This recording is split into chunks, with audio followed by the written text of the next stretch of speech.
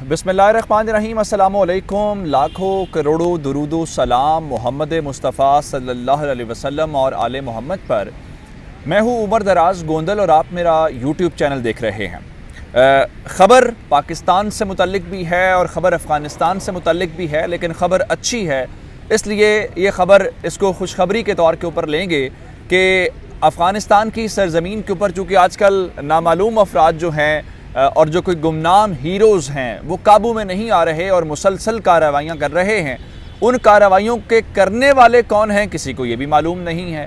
जो कार्रवाइयाँ जिनके ख़िलाफ़ हो रही हैं उनका भी कोई वाली वारिस नहीं है और ना ही कहीं पे कोई हुकूमत का फैक्टर नज़र आता है या हुकूमत इसको रोक भी नहीं सकती कि नहीं जनाब ये ना करें।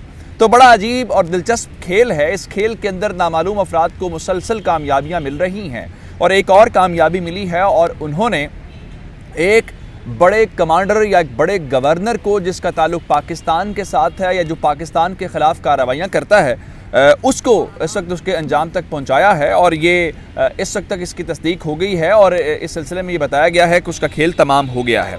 अब इस सिलसिले में इस वक्त हमारे पास इत्तलात क्या हैं, क्या वो मारा गया है कि वो ज़िंदा बच गया है, इस बारे में अभी कुछ मालूम नहीं है। इस बारे में मज़ीद तफसीलात आपको देंगे और इस वीडियो के अंदर देंगे। लेकिन अगर आपने अभी तक चैनल सब्सक्राइब नहीं किया और आप चाहते हैं कि आपको मुस्तनद और बर वक्त खबरें मिलती रहें तो हमारा चैनल सब्सक्राइब कर लीजिए, बेल आइकन के ऊपर क्लिक कर लीजिए ताकि हमारी आइंदा आने वाली वीडियोज़ बर वक्त आप तक पहुँच रहे। जिस तरह मैंने आपको शुरू में बताया कि ये नामालूम अफराद का जो खेल है ये दिलचस्प मरहले के अंदर दाखिल हो गया। मैं 4 नाम आपके सामने रखना चाहता हूँ। मुफ्ती नूर वली महसूद जो TTP का सरबराह है और वो इस वक्त अफ़गानिस्तान के अंदर मौजूद है। उसके ऊपर एक वो कहते हैं कि असैसिनेशन अटैम्प्ट हुई है। वो अटैम्प्ट कैसे हुई कि उसको खाने के ऊपर बुलाया गया और उस खाने के दौरान बताया गया जी उसको जहर दिया गया है। उस लम्हे भी हमने ये क्लेम नहीं किया गया था वो मारा गया है। बाद में मालूम हुआ कि ये अटैम्प्ट ज़रूर हुई है, लेकिन इस लम्हे तक कोई अथेंटिकेटेड ख़बर नहीं है जिसमें ये कहा जाए कि मुफ्ती नूर वली महसूद मारा गया, लेकिन अटैम्प्ट ज़रूर की गई। उसके बाद मैंने आपको ये बताया था कि अगर वो लीडरशिप तक पहुंच गए हैं तो उसका मतलब ये है कि जो 7 उनके राइट लेफ़्ट लोग हैं वो भी एक एक करके टारगेट किए जाएंगे। उसके बाद हमने मोहम्मद खुरासानी के मुतालिक आपको खबर दी।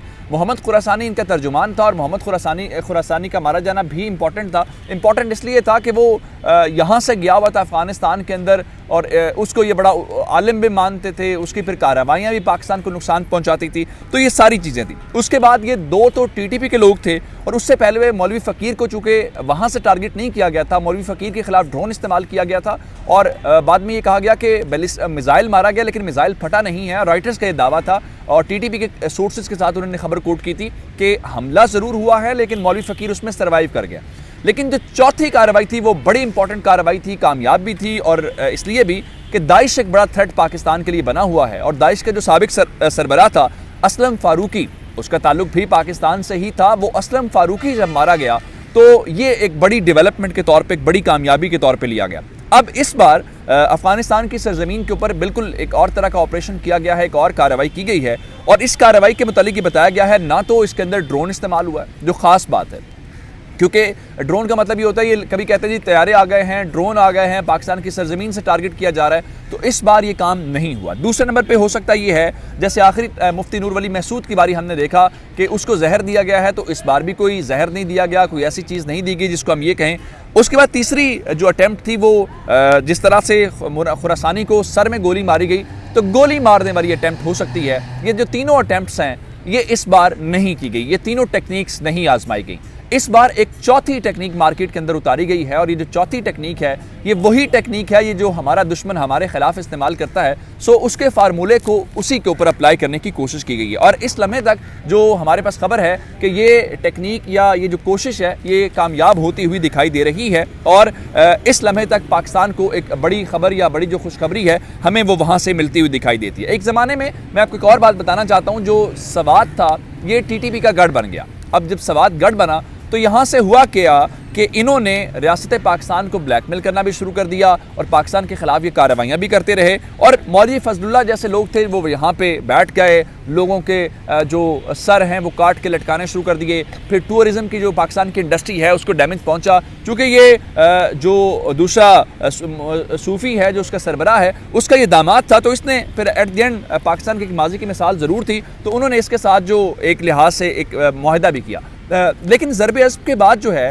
ये सारे लोग यहाँ से जब फरार हुए, टीटीपी के जो कमांडर्स थे या दाइश के जो लोग थे, तो ये सारे अफ़गानिस्तान चले गए। अब पाकिस्तान को ये मालूम था कि ये पाकिस्तान से निकले हैं तो ये कहाँ पे गए हैं। अब यहाँ से जाने के बाद पाकिस्तान को इनकी लोकेशन भी मालूम थी, इनके साथ कितने लोग हैं, ये कैसे कार्रवाइयाँ कर रहे हैं, दोनों बातें मालूम थी। इसी बुनियाद के ऊपर पाकिस्तान अफगानिस्तान की हुकूमतों से कहता था कि आप इनके खिलाफ कार्रवाइयाँ करें या इनको मारें, लेकिन ये लोग कहते थे कि नहीं, ये तो यहाँ पे मौजूद ही नहीं है, ये तो एग्जिस्ट ही नहीं करते, तो हम इनके खिलाफ कार्रवाई कैसे करें। लेकिन जब इन्होंने कार्रवाई नहीं की तो हमने उन लोकेशंस को टारगेट करना शुरू कर दिया। अब उन लोकेशंस को लेके उस हवाले से वही जो हमारे इंटेलिजेंस हमारी थी, वो हमारी इंटेलिजेंस कामयाब हुई है और हमें उनके बारे में मालूम हुआ है। तो अब जनाब अली इस साल अक्टूबर जो पिछला गुजरा है, कुन्नड़ जो सूबा है अफगानिस्तान का, वहाँ पे मुफ्ती नूर वली महसूद जो टीटीपी का सरबराह है, उसने एक विजिट किया। उस विजिट को लेके इन्होंने जो टीटीपी का मीडिया सेल है एक तस्वीर जारी की। उस तस्वीर के अंदर एक कमांडर नज़र आता है और वो उस तस्वीर के अंदर फ्रंट पे नज़र आता है। वो कमांडर जो था उसका ताल्लुक सवात से था और उसको हाल ही में ये जो पाकिस्तान का इलाका मालाकंड है उसका शैडो गवर्नर से मुराद ये है, चूंकि ये पाकिस्तान की रियासत या पाकिस्तान की हुकूमत को नहीं मानते तो उसके जवाब में ये अपने कमांडर्स या अपने गवर्नर जो हैं उनको अपॉइंट करते हैं। तो इन्होंने मालाकंड के अंदर अपने गवर्नर को जो अपॉइंट किया तो उस गवर्नर का काफिला कुन्नड़ सूबे के अंदर जा रहा था और उसके ऊपर उसके बारे में वही कुछ किया गया जो ये पाकिस्तान के खिलाफ करते हैं। उसका कॉन्वॉय जा रहा था और बताया गया है कि IED ब्लास्ट के जरिए उसके काफिले को टारगेट किया गया है। और उस काफिले को टारगेट करने के बाद का क्या नतीजा है या क्या रिजल्ट मिला है, ये है असल खबर। इस लम्हे तक जो अफगानिस्तान के वो लोग हैं जो टीटीपी को कवर करते हैं या मिलिटेंसी को कवर करते हैं, उनके मुताबिक ये बिल्कुल दुरुस्त है। मैं आपको उसका नाम भी बता देता हूँ ताकि सस्पेंस वाली इसमें कोई बात नहीं है। मुफ्ती बुरजान इसका नाम है जनाब। मुफ्ती बुरजान का ताल्लुक सवात के इलाके से है। मालाकंड का ये शैडो गवर्नर था। IED ब्लास्ट के अंदर इसके ड्राइवर के मारे जाने की तस्दीक हो गई है कि बिल्कुल ऐसा ही है, इसको IED ब्लास्ट के जरिए टारगेट किया गया है और उसका ड्राइवर मारा गया।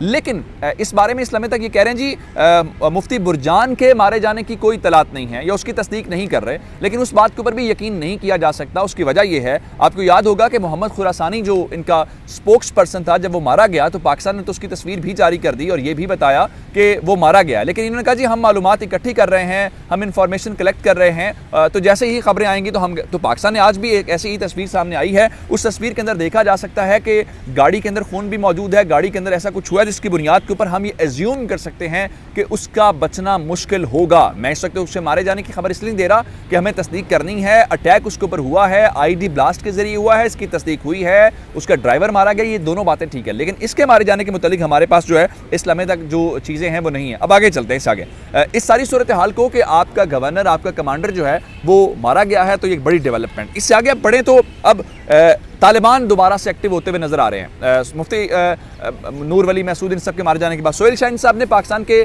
मीडिया को एक और इंटरव्यू दिया है और इस इंटरव्यू के अंदर उन्होंने कहा है कि हम दोबारा से कोशिश कर रहे हैं कि बातचीत की जाए। और इनके जो पाकिस्तान के अंदर कायम मकाम सफ़ीर हैं उन्होंने भी कहा था कि हमारी कोशिश है कि तालिबान यानी TTP और पाकिस्तान दोबारा से बातचीत करें।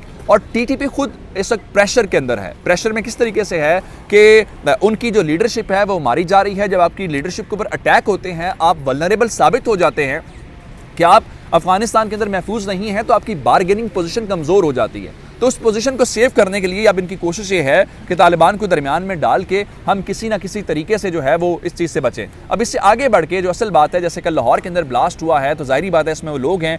आज बलूचिस्तान में कार्रवाई हुई, मैंने कोहलू वाली कार्रवाई के मतलब पिछली वीडियो में आपको बताया था। लेकिन जो लोग हैंडल कर रहे हैं, जो लोग फैसिलिटेट कर रहे हैं, ये जो अफगानिस्तान की सरजमीन हमारे खिलाफ इस्तेमाल कर रहे हैं, अब पाकिस्तान के कानून नाफिज करने वाले इदारों का टारगेट वही लोग हैं और पाकिस्तान के कानून नाफिज करने वाले इदारे वहाँ पे पहुँचने की तैयारी भी कर रहे हैं। और पाकिस्तान के कानून नाफिज करने वाले इदारे इन कार्रवाइयों के जरिए पैगाम भी दे रहे हैं कि हम वहाँ पे पहुँच सकते हैं और हम पहुँचेंगे और इन सब को ठिकाने लगाएंगे। जब तक ये अपडेट्स थी, मुझे उमर दराज गोंदल को फेसबुक, ट्विटर, इंस्टाग्राम के ऊपर फॉलो कर सकते हैं। मेरा यूट्यूब चैनल सब्सक्राइब कीजिएगा। आपकी समातों का बहुत शुक्रिया। खुदा हाफिज़।